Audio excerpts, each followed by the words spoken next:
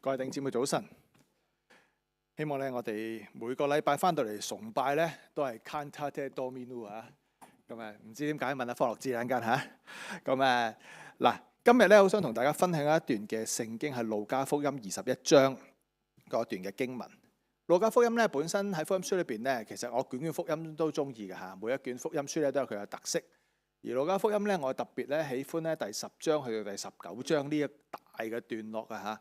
不過咧21章都係一段咧好發人心醒嘅經文。呢一段嘅經文咧，究竟今日有對我哋咩提醒呢？當我哋讀嘅時候，你有冇啲咩感受呢？你感受係正面啦，係驚恐啦，係負面啦，還是覺得有啲事情咧好似似曾相識一樣呢？咁樣，無論點都好，呢段經文咧係去對當時嘅信徒嚟講呢一段好重要嘅經文。大家可以想象啊，路加咧就記述緊耶穌嘅一段說話，係咪講緊聖殿嘅情況？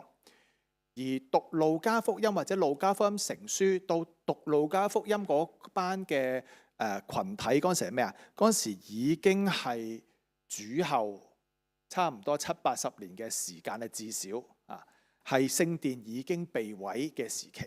所以咧，大家又有咁嘅時差嚇，即係寫嘅時候，耶穌講緊個終局未發生嘅，就係但係咧之後你又聖殿被毀呢段時間咧係講緊咩啊？就係講緊有啲嘢咧，啲石頭咧都係靠唔住嘅嚇。但係對當時嘅人嚟講咧係未知嘅，但係到閱讀路加福音嘅時候咧，嗰班人咧已經係見到嗰個聖殿已經係被毀。大家帶住一個咁嘅背景入去睇呢一段經文。所以呢一段經文，如果我哋再重新去睇嘅時候咧，究竟係乜嘢嘅狀況呢？其實耶穌喺聖殿之前咧，呢段說話係確實係好震撼嘅說話，因為耶穌同門徒站喺耶路撒冷嘅聖殿前，呢一個係咩聖殿？係所羅巴伯喺主前咧500幾年咧吓都建成嘅第二聖殿啊，即係佢哋回歸之後咧重修一個聖殿吓。咁大家最近喺恩言閱讀嘅時候咧，大概係嗰啲嘅年代。到希律王嘅時期咧，已經相差咗500年嘅時間，開始有破損破舊，而且咧規模咧第二聖殿咧冇所羅門第一聖殿嗰時，即係所羅門第一次起聖殿嗰時咧咁大規模、咁靚、咁宏偉啊！第二聖殿都係真係被擄歸回嘅時候咧，即係盡快去起翻一個聖殿，讓嗰個信仰啊同埋咧社群嘅核心咧出現翻嚇。當時猶太人咧希望咧能夠恢復昔日嘅榮耀，而希律亦都希望咧改善與猶太人緊張嘅關係，所以咧佢宣布咧可以重建聖殿，或者咧擴建聖殿，可以咁講，將個規模修葺呢個第二聖殿之餘咧，佢再擴建咗一啲嘅部分。呢座咧由希律王重修嘅聖殿咧，係當時猶太人咧心中嘅重新嘅一份嘅驕傲嚟嘅嚇，同埋信仰嘅中心。哇！終於個殿靚翻啦，修葺好啦，擴建咗啦嚇。咁有時咧，大家都知啊，即係有時可能某啲弟兄姊妹都經驗過，可能住緊嘅地方好多年啦，不如我哋做一次大維修啦嚇，大嘅翻新啦，跟住咧進入去再住翻嘅時候咧，煥然一新嘅感覺係嘛？啲地板啊、窗簾啊、無論係浴室啊、廚房啊，哇！所有嘢咧都係煥然一新嚇，好好嘅感覺。所以當時呢班嘅信徒其實都係對呢一個嘅希律重建啊、重修呢個聖殿係真係好驕傲嘅。根據歷史嘅記載咧，其實咧整個重建啊或者重修嘅年期咧，差唔多咧係有幾十年嘅時間，用咗啲好靚嘅石啦，有啲嘅鍍金嘅門啦，有啲咧係唔同顏色嘅布啦嚟製造咧做嗰個聖殿裏邊嘅幔子啦嚇。都係咧係更新咗同埋美麗咗好多。呢個唔單止係宗教嘅象徵，更加咧係政治同埋咧政治權力同埋文化身份嘅象徵。係當時咧希律特登咧係咁做嘅時候，希望將整個嘅人心、猶太同埋咧佢管治嘅地方能夠咧係煥然一新嚇，大家咧能夠更加聚焦。當然當時嘅信徒去讚歎聖殿嗰個美麗嘅時候，或者咧好感受到嗰份嘅聖殿嘅美麗時候，幾好！我哋而家有個幾靚嘅地方，又幾寬闊嘅聖殿，有幾更新嘅一個聖殿，幾靚。耶穌咧又講出呢一個驚人嘅說話，喺21章6節嗰度點講啊？你們所見嘅呢一切，日子將到，沒有一塊石頭會留在另一塊石頭上邊而不被拆毀。一啲佢哋本身好驕傲嘅事情，耶穌咁講嘅時候，其實咧係刺中晒當時嘅人嘅心。佢哋嘅目標就係，或者佢哋生活裏邊嗰份核心就係，哇！呢個聖殿重修好嘅，好華麗、好美麗嘅。我有一個咧係終於有個倚靠啦，我有個信仰嘅倚靠，我嘅核心嘅倚靠，我嘅生活嘅秩序就喺聖殿嗰度啦。佢哋個感覺咧有一份好平安，因為咧有聖殿咧就有一份嘅安穩。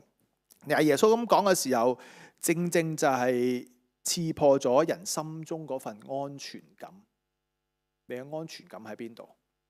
可能有啲人喺個工作嗰個成就感嗰度，有啲人咧喺銀行嗰個數字有幾多位嗰度。有啲可能係喺間屋有幾華麗都好，或者咧我究竟人生裏邊咧錢財富都冇啦，我有啲乜嘢流傳咗落嚟咧？有啲咩成就可以讓人紀念咧？咁樣呢啲事上邊，其實上帝呢個係上帝嘅殿，係以色列嘅嗰個嘅信仰嘅核心，係信仰嘅象徵，點可能崩塌咧？點可能崩塌咧？但係耶穌知道呢一啲咧外在嘅榮華咧，其實咧係並不是永恆嘅保障。聖殿嘅輝煌嘅背後，其實咧係由希律一手打造嘅一種嘅權力嘅工程。點會冇毀壞咧？第一聖殿咪就係被毀壞咗咯。呢個已經係第二次重建嘅聖殿啦，第三次呢個叫重修啦，2次半嚟嘅啦，其實已經係呢一個嘅希律嘅強勢。卻喺裏邊咧係充滿咗一種嘅不安，佢要希望咧用個聖殿係同呢一班猶太人咧係保持翻一個穩妥嘅關係，投射出一種嘅穩定，同埋咧我係掌控，我有呢個權。實際咧係掩飾當時可能佢感受到嗰一份嘅管治嘅脆弱，或者咧係人心嘅空洞，佢就正正用呢一個嘅位咧，希望可以咧係管理好當時嘅猶太人。耶穌嘅宣告唔只係預言聖殿將要毀滅，更加係對人類歷史中一種虛假穩定嘅假繁榮咧，其實咧係刺中人心。上帝提醒我哋，無論係宗教嘅制度、政治嘅權力、經濟嘅繁榮，甚至乎個人嘅安逸，其實咧呢啲一切咧，都可以喺瞬間裏邊咧去崩塌。大家有稍為放眼下歷史，世界嘅歷史，呢啲喺唔同嘅國家、唔同嘅時區、唔同嘅時代，確實係嘅。政治嘅制度、宗教嘅制度、經濟嘅繁榮、安逸嘅生活，一下子間咧可以瞬間嘅崩塌。歷史中點樣印證或者咧點樣帶出一啲信仰嘅試煉呢？主後70年啦，羅馬軍隊攻入耶路撒冷，呢一個咧修好嘅希律所修好嘅2.5啊，叫做聖殿，係被焚啊！正正預言咗耶穌當時喺路加福音呢一度嘅一個嘅預言。對猶太人而言咧，呢個信仰嘅震盪係好大嘅。對初期教會而言咧，呢個可以話咧係當時信仰嘅一個好大嘅歷練。當時嘅基督徒夾喺猶太嘅律法主義同埋咧羅馬政治嘅壓力之間，有人因信耶穌咧被視為叛徒，係咪背叛咗呢個猶太教？有人因為咧唔崇拜羅馬嘅神咧，亦都被視為咧叛國者，被監禁、被害，甚至咧係死亡都接踵而至嘅。耶穌咧一早已經話俾門徒知啊。呢啲一切嘅事以前有人要下手拿你們，迫害你們，把你們交給會堂，並且關在監裏，又為我名的緣故拉你們到君王和統治者面前。但這些事終必成為你們作見證的機會。12同埋13節，呢一句係充滿矛盾嘅一句嘅說話。點解呢？苦難或者係呢一啲我哋要面對嘅一啲困境，居然係見證嘅機會，咩意思啊？但正正喺一個動盪不安嘅世代，當時跟隨耶穌基督或者相信耶穌基督呢個救恩嘅呢一班人，係被呼召見證嗰一個不能夠被世上權力動搖嗰個嘅天國。耶穌話：所以你們要立定心意，不要預先思想怎樣分數，因為我必賜你們口才智慧，係你哋一切敵人所敵不住、駁不倒的。主嘅應許呢，唔係免除風暴，而喺風暴中呢賜下同在。信徒嘅力量唔係嚟自自辯或者一啲嘅預備，而係出於嗰一位喺我哋中間嘅主，佢嘅靈親自為我哋帶嚟智慧同埋勇氣。喺崩壞當中或者喺崩塌嘅裏邊，我哋要帶嚟上帝俾我哋一份嘅鼓勵，睇一個咧完全唔同嘅視野去睇呢個嘅世界。因為耶穌裏邊嗰個信息唔係一種嘅警告嚟嘅，其實或許係啦，但係唔完全係，係一種嘅呼喚。呼喚咩呢？呼喚信徒咧要擁有一種超越嘅視野去睇當下發生緊嘅事情，用一種嘅超越嘅視野睇當下發生緊嘅事情。當世人喺嗰個時間只係見到權力、制度、財富嗰個堅固，耶穌讓我哋見到呢一切咧都係暫時性嘅啫，冇一樣嘢係永恆噶。佢要我哋唔好再依靠嗰啲大嘅石頭，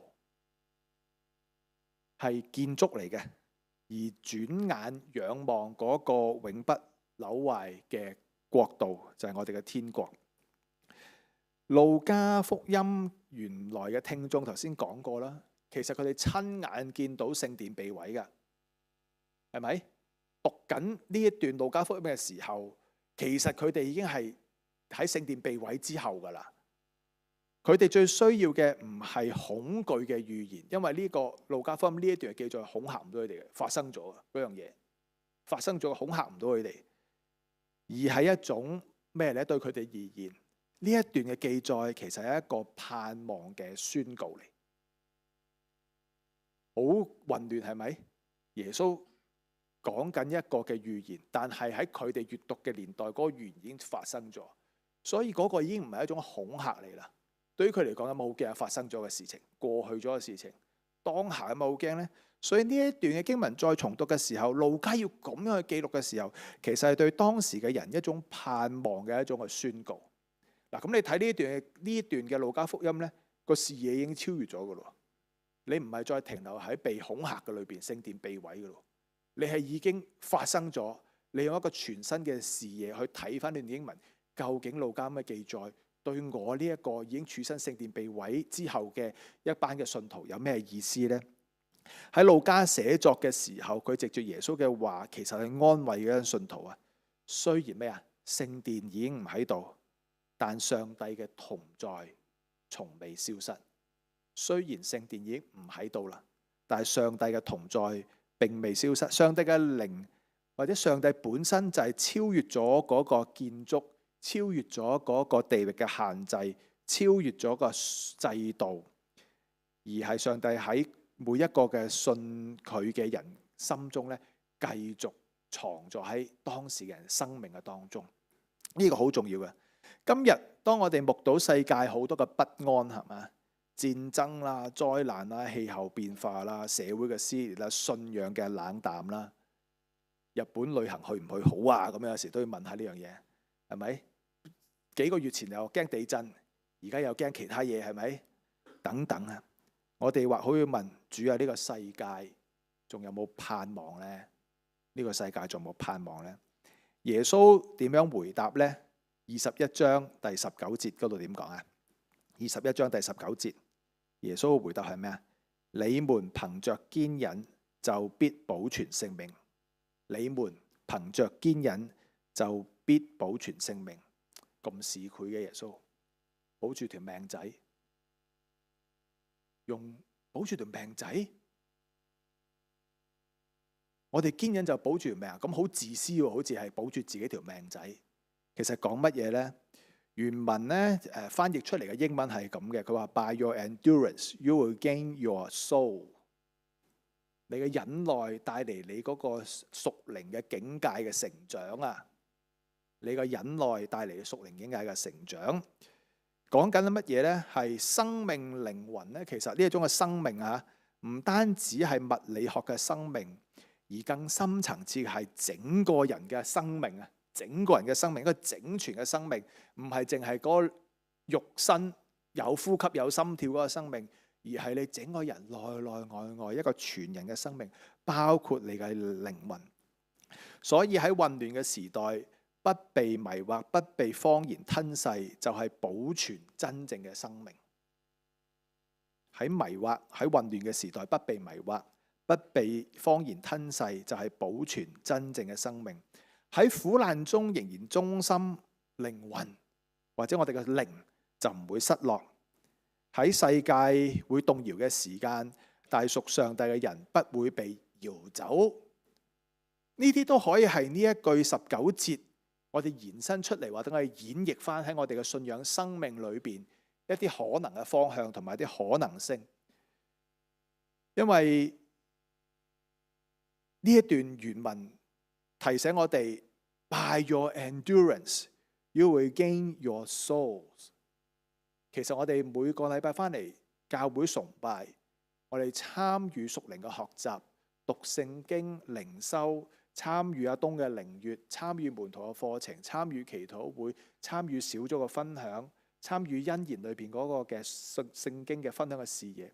其實我哋都係希望我哋嘅 soul 係有成長，係咪？你唔會諗住翻嚟之後我賺多啲錢啊，屋大啲，我銀行簿仔多啲，唔會㗎，係咪？其實少咗個你要奉獻㗎嘛，係咪？其實你係想賺取你嗰個靈魂嗰個成長成熟，更加貼近主，更加親近主。所以佢講呢樣嘅堅忍唔係為我哋帶嚟在世生活嘅好處。正如當時唔係因為你去到聖殿裏邊崇拜，個聖殿會靚啲，個聖殿會偉大啲嘅，又或者個聖殿偉大啲，所以你去嗰度崇拜。而係喺混亂嘅世代，我哋不被迷惑，不被謊言吞噬，喺苦難中仍然忠心。喺世界會動搖嘅時候，我哋唔會被動搖走離開呢個信仰，我哋就能夠體會到乜嘢叫做屬靈嘅成長。所以呢度話，憑着你哋嘅堅忍，就會必保存性命。其實一啲都唔 cheap， 唔係咁自私賺翻條命。而係喺當中憑着堅忍，你個屬靈生命就能夠有所成長。所以馬太福音24章13節佢都咁講，佢話：但堅忍到底的，終必得救。係咪呢句經文大家都好熟啊？但堅忍到底的，終必得救。因為上帝嘅國度唔係建立喺石牆同埋金門上，而係建立喺永恆嘅愛同埋公義上。所以我哋要用而家咧，我哋要用一個積極嘅態度，迎向上帝為我哋預備嘅新天新地。忍耐咧唔係一種消極嘅忍受嚟嘅，其實，而係帶着信心與積極嘅行動去等候上帝嘅更新。即係齋等咧就冇乜意思嘅，但係裏邊嘅心咧係帶住一份積極嘅信心同埋行動去等待嗰一份將要嚟到嘅一種嘅新天嘅新地。就如初期信徒喺逼迫中仍然傳福音、建立群體，我哋今天亦都被召喺破碎當中見證，喺黑暗中發光。所以耶穌話呢個係見證嘅機會，呢一個係見證嘅機會。當世界動盪嘅時候，我哋更加要喺敬拜中更新立根，喺愛中同行，喺真理中持守。正如提醒我哋，上帝嘅靈係超越咗建築同埋制度嘅，佢嘅國度仍然係成長嘅當中，仍然喺新嘅地方、新嘅形態當中萌芽。我哋要帶住呢份信心同埋視野，所以弟兄姊妹，我哋要以超越嘅視野看呢個世界，唔好被恐懼去捆綁。我哋以盼望作回應，以積極嘅態度面對挑戰。喺生活嘅種種嘅困境當中，信靠上帝嘅同在，並且永恆嘅眼光裏邊期盼嗰個主所預備嘅新天新地。2011年，大家仲記得日本地震帶嚟一個嘅海嘯，係咪？喺大災之後，當時有教會搭起臨時嘅帳幕喺個社區嘅當中，開放嚟咧係做咩啊？係煮飯啊，煮嘢食俾當時呢啲嘅災民去食，並且咧隨後舉行簡單嘅崇拜，建立一個咧係當時有一個名係叫做 Christianity， 唔係叫做盼望之家啊咁樣。呢個咧係喺當時嘅世界教協一個報章啊，叫做 Christianity Today 裏邊咧係報導過一個真實嘅故事。多年後，有人問翻當時呢一個牧師：你哋點解仍然喺失去一切之後，仍然能夠相信上帝呢？咁樣嚇。當時嗰個牧師答：因為耶穌已經話咗俾我哋聽，地上嘅一切都會毀壞，但佢嘅國永遠不毀壞。呢個唔係淨係路加福音講，聖經嘅好多地方都提醒過呢樣嘢。唔單止發生喺10幾年前嘅日本，幾年前2022年當俄烏戰爭爆發嘅時候，烏克蘭咧好多嘅教堂咧都係被炸毀嘅，家庭咧係分離，房屋變成咧頹垣敗瓦。但係當時喺戰火當中，基輔郊區咧有小嘅教會嘅牧者，仍然咧堅持每星期咧同信徒咧係去聚會，佢哋匿埋喺破爛嘅地牢嘅當中唱詩。當時 BBC 呢個嘅新聞咧也記錄咗一個咧人咧，一個婦女，名字咧叫做 Olana Mosendes 呢個媽媽，佢咧喺地牢當中抱住佢啲孩子去祈禱、朗讀聖經，並且同我哋講述有關信仰嘅故事。BBC 咁樣記錄嘅，佢話教堂呢個婦女 Olana 佢咁樣講，佢話教堂冇啦，但係主咧仍喺我們中間。呢一場嘅戰爭讓我哋重新明白，信仰唔係建築物，而係關係，係主同在嘅一份嘅生命。呢啲嘅人親身經驗過，就好似路加福音所描述嘅，呢啲嘅大石頭將會倒下，但係嗰份嘅敬拜上帝嘅心、愛慕上帝嘅心、同上帝親近嘅心，係完全冇因為咁樣而散渙咗，而冇咗。因為個信仰唔係建立喺一磚一瓦上，而係建立喺咩啊？喺上帝嘅話語當中。所以耶穌一開始第6節嗰度提醒我哋，沒有一塊石頭留在石頭上邊，係咪？呢一個係必然嘅事情，因為我哋唔係依靠可見嘅繁榮、可見嘅建築物，而係要信靠嗰個永恆嘅上帝。崩塌呢，其實唔係指建築物或者制度，真正嘅崩塌喺邊度啊？真正嘅崩塌係每一個人心靈嘅深處嗰種嘅崩塌，感受到社會嘅秩序嘅失衡、疏離、迷失。世界經歷咗咧急速嘅變化，或者經歷緊急速嘅變化。其實香港社會亦都係一樣啊！我哋都會感受到嗰份嘅疏離、信任嘅流逝、人才嘅流失、文化嘅重新被塑造、生活嘅壓力都會飆升，家庭關係可能都好緊張，青年人前路可能都迷迷糊糊，究竟點樣呢？甚至長者可能我哋都有一啲咧係唔係好平安嘅感覺，信徒之間咧都難免咧出現咗一啲嘅藩籬或者一啲嘅距離。聽過好多次，呢個係咪我哋熟悉嘅地方呢？咁樣嚇，呢種嘅感覺咧係唔好受嘅。但係上帝唔係要我哋睇到呢樣嘢，要我哋睇個超越現況嘅一個嘅視野係咩呢？價值或者咧好多嘢雖然崩塌咗，但係咧講明啊嗰啲都唔可靠嘅，最可靠係喺上帝嘅裏邊啊。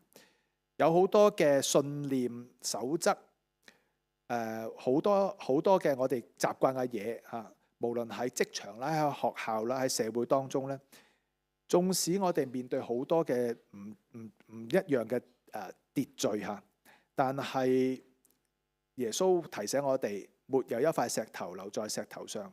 人以為永遠不變嘅嘢咧，其實咧可以瞬間改變。我哋一定要接受呢一個咧已經改變咗嘅事實。